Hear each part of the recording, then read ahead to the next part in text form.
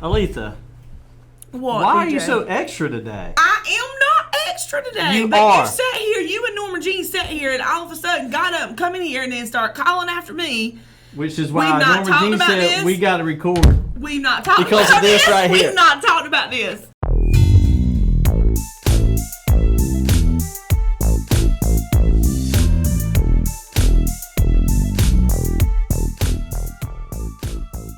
Hey everybody, it's BJ. I'm not ready. It's okay. Have a good day. Still... This is Off the Record, Season 2, Episode 2.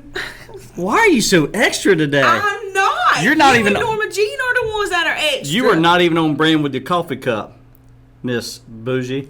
Well, there it sits. If I put this coffee in that cup right now, it's going to be too cold at the What end. got you so on edge? You're doing this. He's doing this. You're doing this on purpose. You're just trying to get me riled up. What was that saying? Who peed in your cornflakes? Or your Cheerios? Well, Grandma always said, or Mom always said, who got your panties in a wad? Yeah, who got your panties in a wad? Yeah, they're not in a wad. I'm not. Nothing. Where'd that expression come from? But they are. Look at, do you see how the way she responded to that? It's yours and y'all. You and Norma Jean, y'all plotting on me. Where did that expression come from? I don't know. Panties in a wad? I don't know. I don't care. Yes, you do. I mean, I don't. I mean, I do not. I mean, I don't. No, y'all don't understand what happens behind the scenes. They don't do me right. I just told them before the camera started, or I don't know if the camera was going or not, that you treat me like old cow, old sow. But you're waiting for them to get ready. You know, like they're in heat or something. You're like, oh yeah, they're ready. She's ready. And then you force me in. You debo me. Where did you go? Debo me into coming in here within 2 minutes of setting the cameras and stuff up, and there's been no discussion. I know. We don't belong to record on Thursdays. We can record on Fridays. And we don't have an agenda. So we're just we don't ever have an agenda, but I'm just saying we're supposed to record on Fridays. We usually know ahead of time when we're going to do that. Mm-hmm. And now that did not just happen this way, and it got me spun up. And then you bring me in here, turn the camera on, and get me spun up, and then you ask me why I'm spun up. Pretty good at this, aren't I? I think it's ugly. I think it's just right. So tell me, if you could pick any guest to appear on this show, who would it be? Any guest, no limits. One person that you'd want to have on this show, who would it be?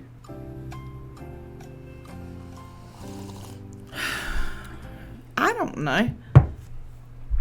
I mean, I told you I don't really care to have guests. One person. I prefer just one person sit between me and you. You're just trying to get me to say my mama. I know what you're doing now. You want me to say my mama. That's what it is. I just realized what was happening. Nope. But that's her answer, folks. You heard it from her.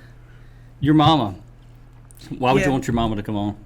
Well, just because she's wonderful. Oh, she is. And lovable and hilarious. And half the stuff about me that makes people laugh, a lot of that stuff I got from her as far as the things I say. You know. Speaking of your mother. So hearing her talk and tell a story is real funny to me. Speaking of your mother, you told me earlier that she said that you nor your brother were her favorite, that her grandkids were her favorite. No, I tagged her in something on Facebook because me, my brother, and my sister argue all the time about who's the favorite. Right.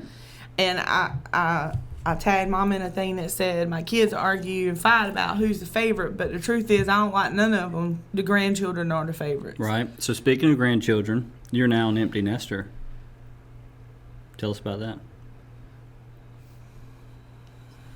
Oh, how many times has she texted you since she's been gone?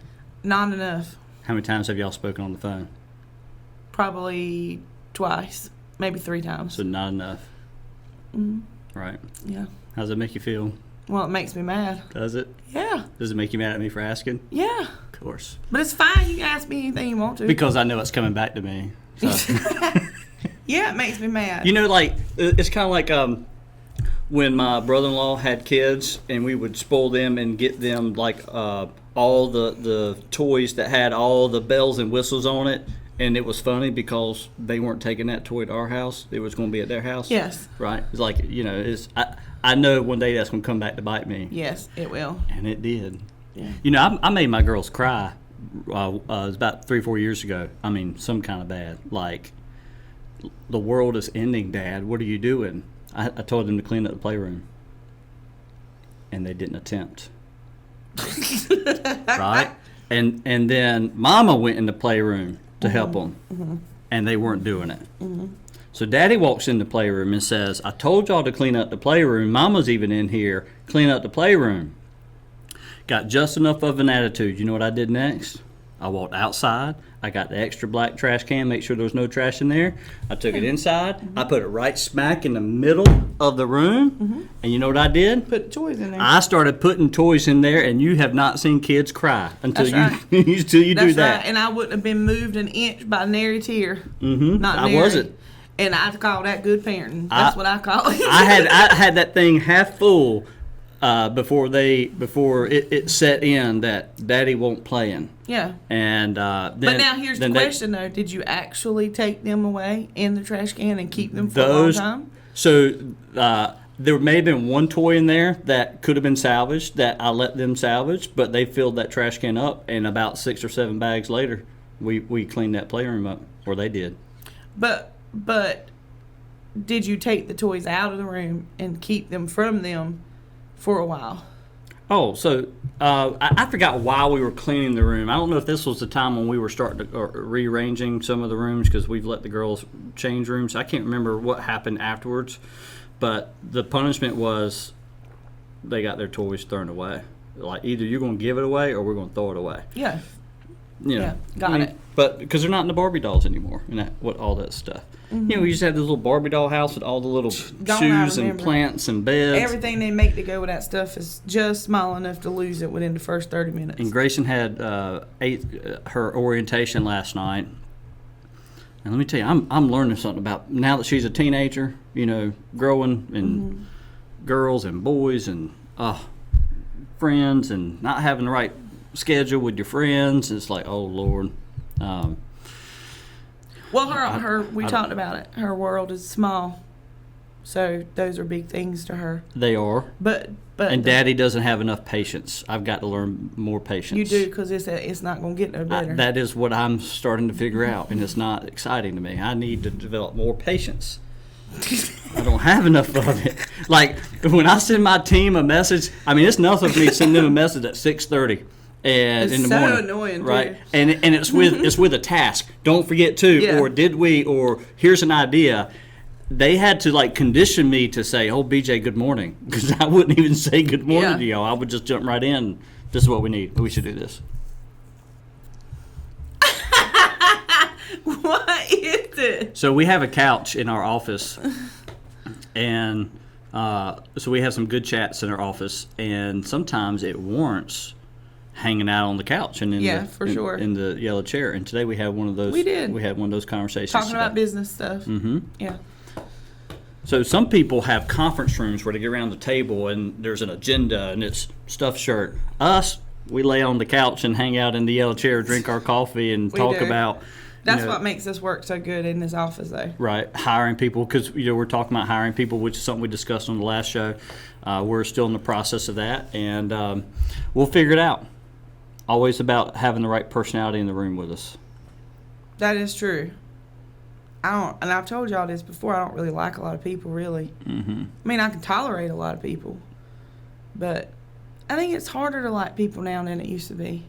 Why is that? I think it's because of the internet. Because you've gotten older, more wise, and more ornery in your age? I definitely think that that's part of it. But I think it's the internet. I think it's because people portray themselves a certain way online. And then when you know that person in real life and you know that they're not really like that or whatever the case may be, mm-hmm. I think it just makes it harder to like people and harder to trust people. Right. Because you don't really know. I'm the kind of person, I like to know where I stand with somebody. I was telling somebody this the other day, I would rather somebody be a jerk to me and hurt my feelings by telling me the absolute bold, 100% honest truth than and know where I stand with that person than for them to somehow try to figure out all the right words to say so that they can feel like they said what they wanted to say, but they didn't really actually say it. You know what I'm trying to say? Yeah, because that's me. I have that trouble. I tend to be not politically correct, but I try to find the right words. Diplomatic. I say that about you all the time. Yeah, diplomatic. And there's a time and a place for that, for sure. But I like all the cards on the table. Mm-hmm. And I like people that are probably a little bit of a butthole sometimes, but that's because you always know where you stand with them. Right. Because they're willing to say whatever it is they're really thinking. I would rather deal with somebody like that. But this is also the reason why I've always wanted you on my team. Because I know that you're going to defend. So I'm the butthole? You're the more blunt one. And we need a that was a perfect example. That was diplomatic. That was a perfect example of you. Whereas I would have been like, yes, actually, you are. That was me being diplomatic. But we need that balance in our office. At least I do, because I can be too diplomatic sometimes. Yeah, of course. Right. Right. That's right. But you also help me as I'm working through business challenges to. You have a good sense of you have this innate ability to have a good finger on the pulse of things, mm-hmm. or how people are feeling, mm-hmm. or knowing the person I'm talking to or the people we're trying to do business with, and having a good understanding of what their position is, yes. and how the psychological impact of the conversation I'm going to have or I did have, and how they mm-hmm. probably felt and how they right. responded. You have a better intuition of that than I do. Probably a good word. Than I do at times. I'm good at meetings. I'm good at one-on-one. I'm good at very difficult conversations as well. But yeah, that's true.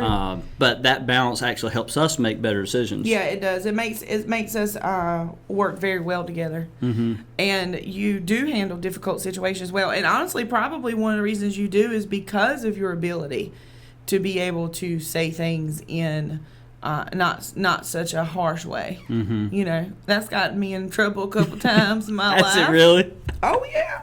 My mama used to tell me. I wish she was here. She'd tell you herself. What did your mama used to tell you? My mama told me when I was little. She said, "You know what? What? That mouth you got, it's going to do one of two things. It's either going to get you in an awful lot of trouble, or it's going to take you a long way, and I don't know which one it's going to be yet." And look at you. She probably still don't know which one it's going to be. Well, at least you've made some progress. You're on a show with me here. I reckon so. But anyhow, my mama, yeah, she's something else. But yeah, that's probably why, because there is a time and a place for that. When you are being bold and direct, it's something that you probably have to work a little bit to be. Mm-hmm. It's the opposite for me. I have to put effort in to not be so direct or so bold sometimes. Right. And that has its challenges because, everybody doesn't feel the same way I do about preferring that mm-hmm. form of discussion or communication. Some people are more sensitive to that. They can't handle that. You have to know how to, you have to know how to deal with people. Mm-hmm. But yeah, it is harder for me to be that way. Honesty really is always the best policy. It is. And just because you're being diplomatic doesn't necessarily mean you're being not being honest. But I think sometimes it leaves too much room for people to think that you were saying something other than what you were intending to say. Yeah, and I'm a big. If I say to you, you're a asshole. Mm-hmm. There ain't nothing in between the lines to read. Right. You know exactly what I said. You know where you stand. Yeah. Mm-hmm. You know what I mean? Mm-hmm. Instead of saying something like, I don't know. I really feel like sometimes you're a little challenged in your discourse, with people. That sounds like me talking. It's like, no, you're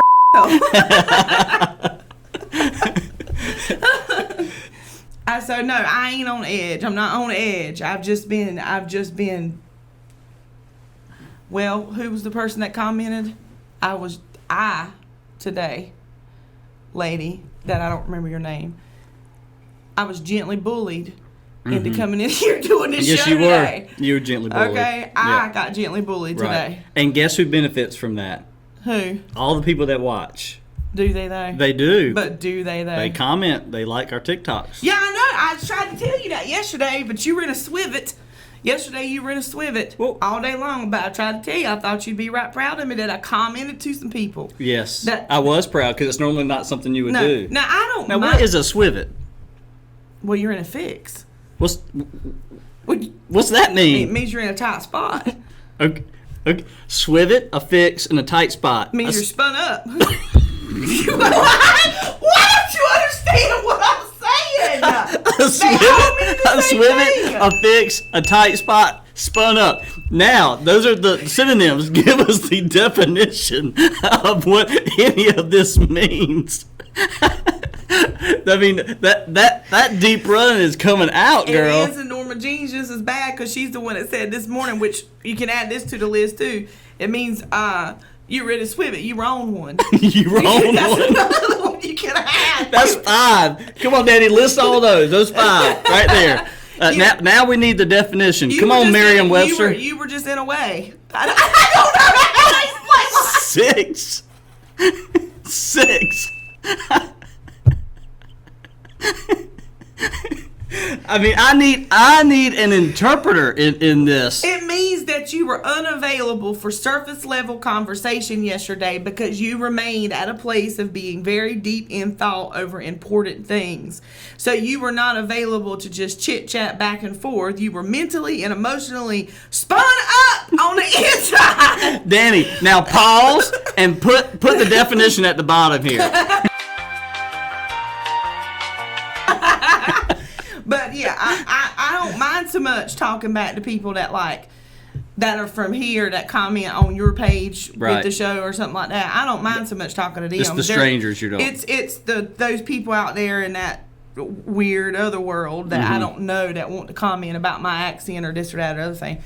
I'm not interested in talking to them. I get it. But I'll talk to the people sometimes. Right. Talk to the people. To the people. I'll talk to the commenters, the comment folk. Bring me my crown. Oh my God. This is why we had to record. Bring me my crown. Hey, Norma Jean. Oh, okay. Good. Well, I don't have any off-the-record commentary today. That's because this was not supposed to be off the record. This is exactly why it's off the record. I was forced against my will. I think that falls under some category of wrong in human resources, but I won't bring it up no more. Right. All right. Well, look, folks, it's been we've had a lot of fun. Sorry we didn't. I don't know if we added any value other than giving people some Southern terminology to decipher for themselves, to figure out word of the day. I can do that every day. You're in a word of the day. Text me. How would you use the word swivet? And text me that. That'd be fun. 252-516-6311. 516-6311. How would you use the word swivet in a sentence? I hope that my friends, that if I have, my friends, they don't give a about me being on the show. Right. That's why they're my friends. Exactly. But if they do happen to see this, I do hope they comment, because I know every single solitary one of them, they know exactly what I mean by all them words. Right. And I'll use one of those pink hill deep run pink hillisms. They got near lick a sense. Not near lick a sense. Use it in a sentence, BJ. Oh gosh. I'm gonna think about that. I don't know. Not near lick a word. No. All right. I can prep you with the statement, and then I'll use the words. You ready? I want you to say to me, I don't know what in the world Biden was thinking when he withdrew them troops like that. Say that to me. I don't know what Biden was thinking when he withdrew the troops so quickly. I don't know what he was thinking either, but what I do know is he ain't got nary lick of sense. Ding, ding, ding, ding, ding. Yeah, with some applause. Yes. All right. Well, look, thank you, everybody. This is BJ. I'm Aleatha, y'all. And this was another episode of Off the Record. It was not. You're ridiculous. Keep that last part in, Daddy. You got me tickled on that.